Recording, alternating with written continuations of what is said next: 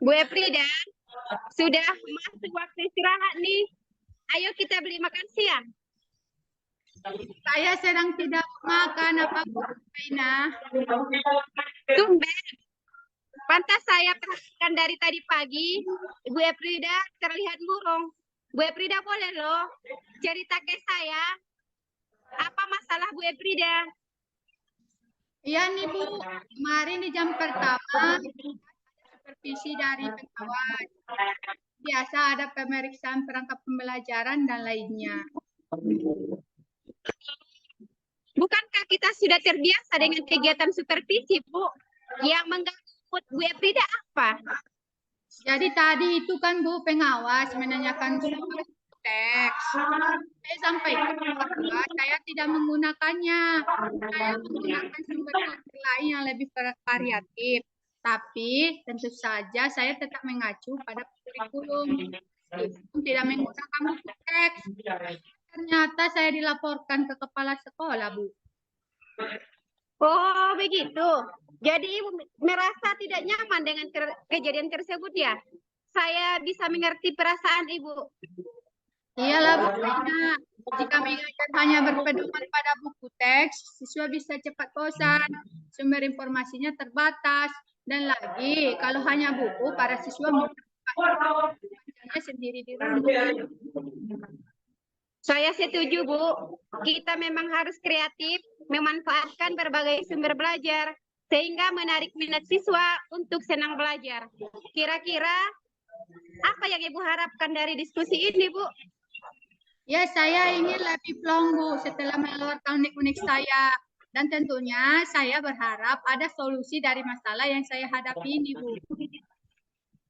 Biasanya memang kita lebih tenang setelah bercerita ya, Bu. Waktu supervisi itu, apakah Ibu sudah menjelaskan alasan ini tidak menggunakan buku teks kepada pengawas? Waktu saya langsung menjelaskan, Bu, tapi pengawasnya malah seperti tidak terima, malah tersinggung, terus lapor ke sekolah. Oh, kira-kira kenapa ya pengawasnya tersinggung? Apakah hanya soal buku teksnya atau ada hal-hal lain, Bu? Waktu ditegur tadi, saya memang agak ngotot, Bu Baina, karena saya tidak merasa jika apa yang saya lakukan.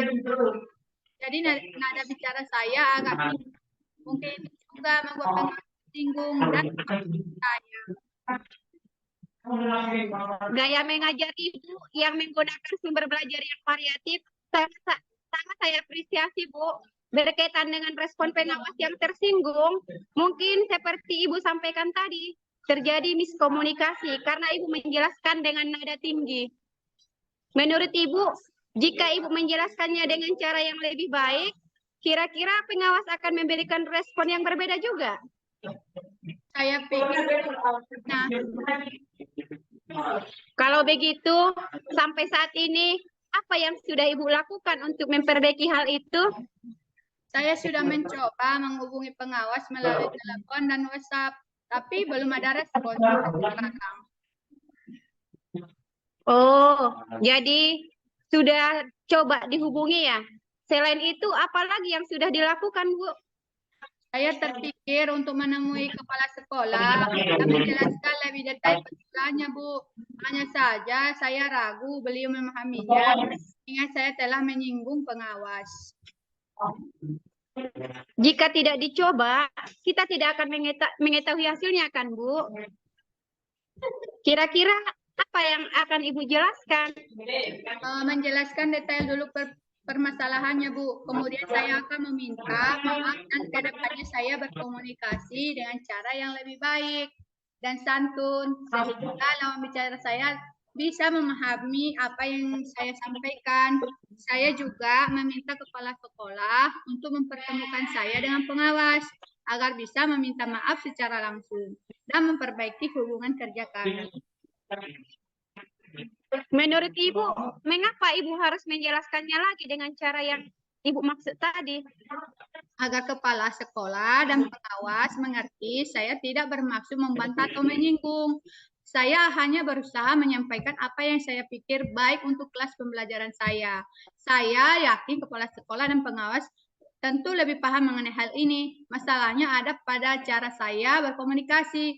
Saya akan berusaha memperbaiki gaya komunikasi saya agar pesannya bisa diterima dengan baik, Bu. Wah, itu baik sekali, Bu. Inisiatif Ibu untuk menjelaskan ulang kepada kepala sekolah dan meminta kepala sekolah untuk mempertemukannya dengan Ibu untuk memperbaiki hubungan kerja. Kira-kira selain kepala sekolah, apakah ada pihak lain yang bisa membantu Ibu menyelesaikan masalah ini? Terutama jika terjadi hambatan pada rencana aksi Bu Frida. Misalnya, pengawas masih marah dan tidak mau menemui Ibu. Oh, saya akan memberi waktu sampai semua calling down dulu, Bu. Karena tidak baik kan mengadakan komunikasi saat pihak lain masih emosi. Tapi tentu tidak terlalu lama. Saya takut masalahnya malah jadi berlarut-larut.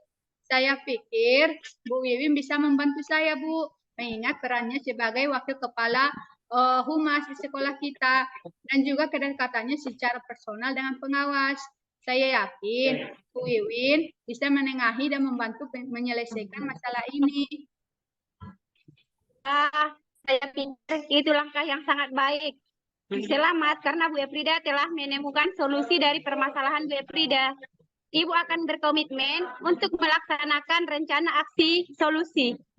Tentu Bu, segera saya laksanakan karena saya tidak nyaman jika terus berada dalam kondisi seperti ini.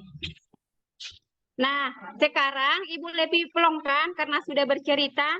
Masih ada yang bisa saya bantu? Sudah Bu Paina, saya sudah. Saya minta Ibu untuk membantu saya menjaga komitmen untuk melaksanakan langkah solusi yang tadi kita bahas ya. Alhamdulillah, baik Bu.